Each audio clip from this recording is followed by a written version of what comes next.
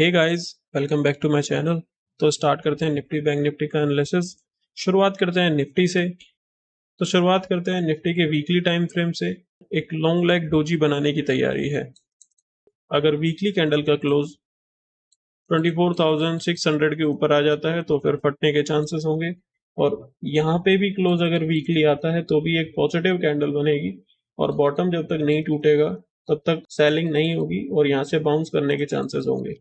Daily time frame पे कल हमने बात करी थी, बहुत दिनों के बाद एक 24,000 के नीचे कैंडल क्लोज करी थी।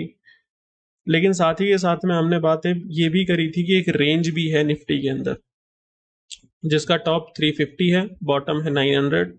जब तक ये रेंज का ब्रेकआउट या फिर रेंज का ब्रेकडाउन नहीं होता, किसी भी बाइंग और किसी भी सेलिंग पर विश्वास करना थोड़ा सा मुश्किल है, क्योंकि रेंज के अंदर जो मूवमेंट आते हैं उन पे ट्रस्ट नहीं किया जाता और ब्रेकआउट ब्रेकडाउन पे ट्रेड किया जाता है। साथ ही के साथ में हमने यूएस मार्केट्स भी देखे थे, वहां पे भी हमें एक बाउंस के चांसेस लग रहे थे।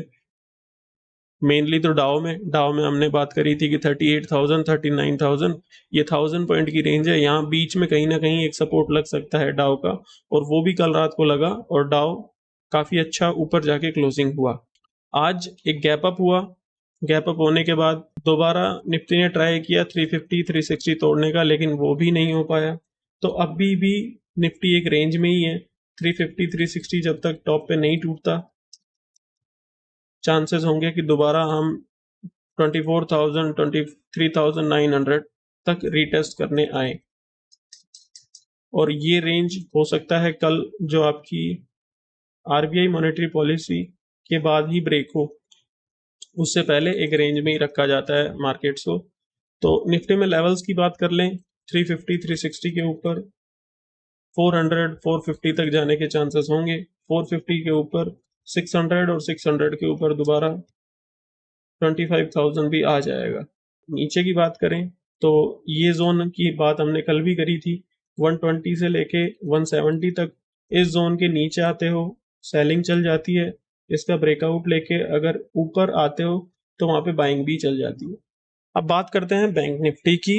तो बैंक निफ्टी में कल भी हमने बात करी थी कि एक सपोर्ट ले सकता है 50,000 के आसपास से, और कहीं ना कहीं वही सपोर्ट हमें आज देखने को मिला। 15 मिनट की टाइम फ्रेम पे देखें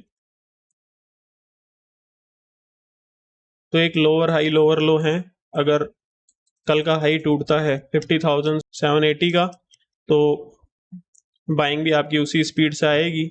आर्ली टाइम फ्रेम पे बात करें तो इस रेंज की ट्रेंड लाइन के आसपास भी सपोर्ट मेरे को दिखाई दे रहे हैं। 5 मिनट पे अगर कल के लिए लेवल्स की बात करें तो कल अगर 50,500 के ऊपर अगर बैंक निफ्टी कल आता है तो 50,700 750 तक आप जा सकते हो, और 750 780 के ऊपर नेक्स्ट ब्रेकआउट होंगे, जिसके बाद बैंक निफ्टी 50,970 तक जाने की कोशिश करेगा। नीचे के लिए एक ही लेवल है, जब तक 40,800 का ब्रेकडाउन नहीं होता तब तक buy on dip Bank Nifty में चल सकता है। अब कुछ स्टॉक्स की बात कर लेते हैं। सबसे पहले स्टार्ट करते हैं रिलायंस। डेली टाइम फ्रेम पे अभी भी ब्रेकडाउन चालू है, चांसेस हो सकता है कि थोड़ा और नीचे आ जाए। HDFC बैंक 1600 1650, कल भी हमने बात करी थी कि ये सिंगल स्टॉक ऊपर खिंच सकता है, और इसकी वजह से ही कहीं ना कहीं आज पॉजिटिविटी मार्केट में बनी रही। TCS ट्रेंड लाइन का सपोर्ट लेने आ सकता है। इन्फोसिस की कल बात करी थी कि एक पोलन फ्लैग बन सकते हैं और ये रेंज अच्छी है, यहाँ से सपोर्ट अगर आए तो वो काउंट भी अच्छे करेंगे। 1810 के ऊपर कंफर्मेशन आ जाएगा। एक्सिस बैंक अभी भी चांसेस हैं कि 1100 टच करके आओ, और अगर 1150 1155 1150 के ऊपर अगर डेली क्लोजिंग आ जाती है तो फिर वो थोड़ा पॉजिटिव होगा। ICICI बैंक अभी भी नेगेटिव है, ब्रेकडाउन हुआ है, थोड़ा रीटेस्ट करने के लिए ऊपर जाए तो कोई दिक्कत वाली बात नहीं होनी चाहिए। Kotak Bank early time frame पे 1750 के टारगेट कोटक बैंक में निकाले थे, 67 आप आ चुके हो, लेकिन अभी भी जब तक टॉप की ट्रेंड लाइन नहीं टूटती, मतलब 1800 के ऊपर जब तक आप नहीं आते, अभी भी चांसेस होंगे नीचे आने के। बात करें SBI 800 का लेवल की बात करी थी कि 800 इतनी जल्दी टूटेगा नहीं, और कल की क्लोजिंग भी देखो तो 801 ही आई थी, तो वहां से बाउंस हो सकते हैं एसबीआई में। और यहाँ भी यही है, एक लोअर हाई लोअर लो है, अगर प्रीवियस हाई टूटता है तो फिर शॉर्ट कवरिंग भी अच्छी खासी आ जाएगी। दो स्टॉक्स हैं जो बाइंग के लिए 2 हफ्ते तक आप देख सकते हो। सबसे पहला स्टॉक है एबीबी। एबीबी का अगर हम चार्ट देखते हैं तो वहां पे हमें एक डब्ल्यू पैटर्न दिखाई देगा, डबल बॉटम दिखाई देगा, जिसका ब्रेकआउट 8000 के ऊपर होगा और टारगेट 8300 और 8500 के दो बन के आ सकते हैं। स्टॉप लॉस की बात करें तो जो आर्ली कैंडल 8000 के ऊपर क्लोज करेगी उस कैंडल के प्रीवियस कैंडल का लो आप एक स्टॉप लॉस रख सकते हो। दूसरी बात करें तो दूसरा स्टॉक होगा सीमेंस। सीमेंस देखोगे तो वो भी एक डबल बॉटम बनाने की कोशिश, जिसका ब्रेकआउट थोड़ी दूर है, लेकिन आर्ली टाइम फ्रेम पे देखोगे तो यहाँ पे एक गैप फिलअप हुआ है। अगर इस गैप के ऊपर 6900 के ऊपर क्लोजिंग आ जाती है तो फिर फर्दर बाइंग भी आ जाएगी। सेलिंग ब्रेकडाउन के बाद होगी, अदरवाइज यहाँ पे कंसोलिडेशन या फिर एक सस्टेनेबल तरीके से ऊपर जाने की कोशिश की जाएगी। अब देखते हैं वर्ल्ड मार्केट्स को। तो सबसे पहले शुरुआत करते हैं यूएस से। तो डाउ जोन्स और नेस्डेक, अभी के लिए डाउ जोन्स में अच्छी बाइंग दिखाई दे रही है, लगभग 1%, और यूएस टेक में देखें तो वहां भी लगभग 1-1.5% की बाइंग दिखाई दे रही है अच्छी खासी।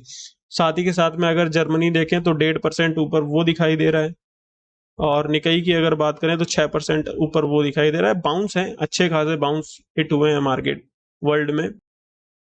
तो सबसे पहले शुरुआत करते हैं नेस्डेक से।